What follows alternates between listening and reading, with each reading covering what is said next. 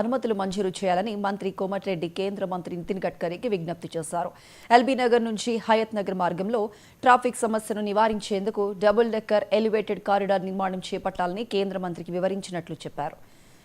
Chintalkunta checkpost నుంచి Hayath Nagar All India Radio station వరకు దాదాపు 5 కిలోమీటర్ల ప్రాంతాన్ని ఎలివేటెడ్ కారిడార్గా చేపట్టడంతో పాటు నాగ్పూర్ మాదిరిగా డబుల్ డెక్కర్ ఫ్లైఓవర్ నిర్మాణం చేపట్టాలన్నారు. అందుకు సానుకూలంగా స్పందించిన కేంద్ర మంత్రి నితిన్ గడ్కరీకి మంత్రి కోమటిరెడ్డి ధన్యవాదాలు తెలిపారు.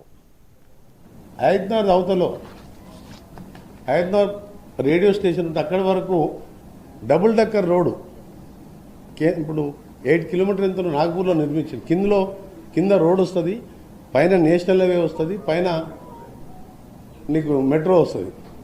దాన్ని హైదరాబాద్ వరకు మా ప్రపోజల్ ఫేజ్ 2లో మీకు ఇక్కడ కేంద్రానికి సబ్మిట్ చేసాం కాబట్టి ఆ డబుల్ డెక్కర్ రోడ్ వస్తుంది. ఎందుకంటే ఆ నుంచి అక్కడ దాదాపు 100 కాలనీలు 4-5 లక్షల పాపులేషన్ ఉంటుంది.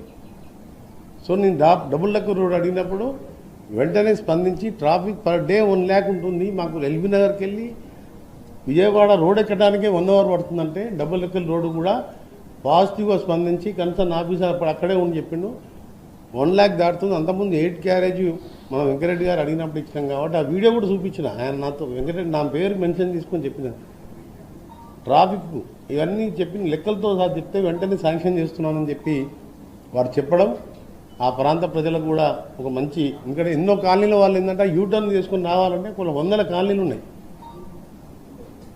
Judicial colony, secretariat employees colony, అన్ని కాలనీలు అక్కడనే ఉంటాయి.